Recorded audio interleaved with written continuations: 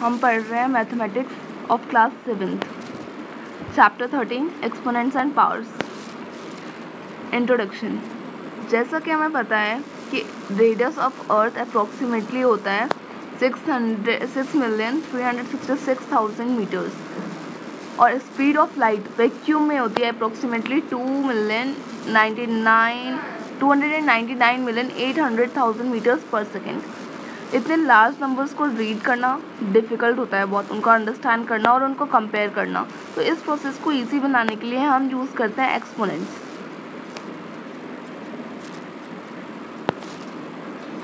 Exponents किसी number का repeatedly multiply होना बहुत कॉमन है, जैसे कि 2 into 2 into 2 into 2।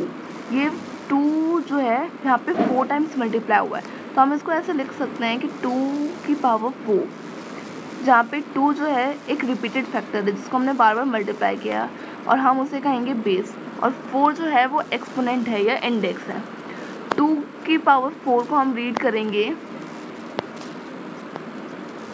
2 raised to power 4 और 2 टू द पावर 4, और सिंपली हम बोलेंगे 2 पावर 4। 2 की पावर 4 इक्वल्स टू 16, तो हम इसे कहेंगे कि 2 की पावर 4 जो है वो 16 के एक्सपोनेंशियल फॉर्म है। 16 इक्वल्स टू 2 की पावर 4। यहाँ पे 2 जो है वो हमारा बेस है और 4 जो है हमारा एक्सपोनेंट है या फिर इंडेक्स भी कह सकते हैं। सेकेंड पॉइंट, अगर a कोई रैशनल नंबर है और n कोई नेचुरल नंबर है, तो a raised to power n equals to a into a into a into n times हम a को मल्टीप्लाई करेंगे, जहाँ पे a जो है हमारा बेस है और n जो है हमारा एक्सपोनेंट या इंडेक्स है, और an जो है वो हमारा एक्सपोनेंशियल फॉर्म है।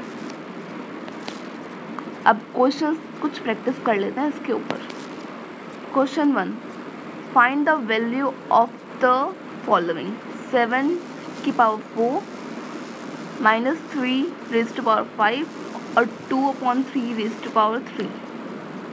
पहले हम फर्स्ट क्वेश्चन सॉल्व करते हैं। 7 raised to power 4, 7 raised to power 4 मतलब कि 7 को हमें 4 टाइम्स रखना है। 7 into 7 into 7 into 7 equals to multiply करेंगे तो आंसर आएगा 2401। हम इसे एक्सपोनेंशियल फॉर्म कहेंगे, इसे एक्सपेंडेड फॉर्म कहेंगे। अब माइनस 3 रेज़्ड टू पावर 5, तो हमने माइनस 3 को 5 टाइम्स मल्टीप्लाई करना है। -3 इंटू -3 इंटू -3 इंटू -3 इंटू -3, और जब हम इसको मल्टीप्लाई करेंगे तो आंसर आएगा -243। 243 तो आया कि हमने 3 को 5 टाइम्स मल्टीप्लाई किया, और माइनस इसलिए आया क्योंकि जब हम एक माइनस को 5 टाइम्स, यानी कि अगर हम ऑड नंबर्स में उसको मल्टीप्लाई कर रहे हैं रिपीटेडली, तो आंसर नेगेटिव आएगा। ये तो इंटीजर्स में आपने पढ़ा ही होगा। 2/3 रेज़्ड टू पावर 3, मतलब हमें 2/3 को 3 टाइम्स मल्टीप्लाई करना है। 2/3 इंटू 2/3 इंटू 2/3। अब हम इसे कैसे सॉल्व करेंगे?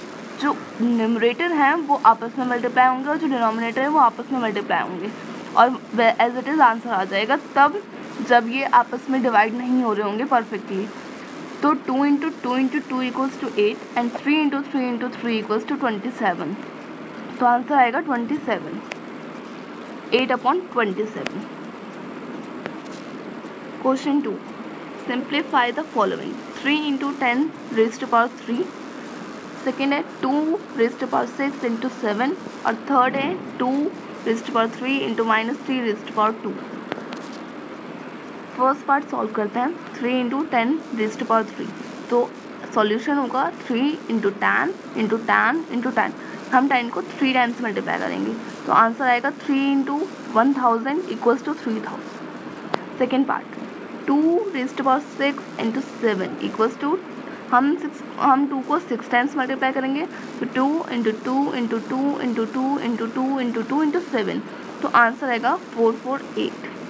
वैसे ही हम 2 raised to power 3 into -3 raised to power 2 को मल्टीप्लाई करेंगे, तो हम 2 को 3 टाइम्स मल्टीप्लाई करेंगे और -3 को 2 टाइम्स मल्टीप्लाई करेंगे, तो आंसर आएगा 2 into 2 into 2 equals to 8 and 3 into 3 तो 9, और माइनस को हम इवन टाइम्स रिपीटेडली मल्टीप्लाई कर रहे हैं, तो आंसर पॉजिटिव में आएगा, तो आंसर आएगा 72।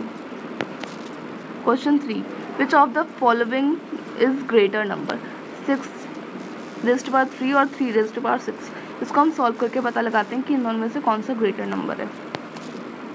तो 6 रेस्ट पावर 3 को हम लिख सकते हैं 6 इंटू 6 इंटू 6 इक्वल्स टू 216 और 3 रेस्ट पावर 6 को हम लिखेंगे 3 into 3 into 3 into 3 into 3 into 3 equals to 729। तो 729 ग्रेटर है 216 से, इसलिए हम कहेंगे कि 3 रेस्ट पावर 6 जो है वो ग्रेटर है 6 रेस्ट पावर 3 से। तो जो ग्रेटर नंबर आया वो आया हमारा 3 rest power 6। Thank you guys, I am Ekta.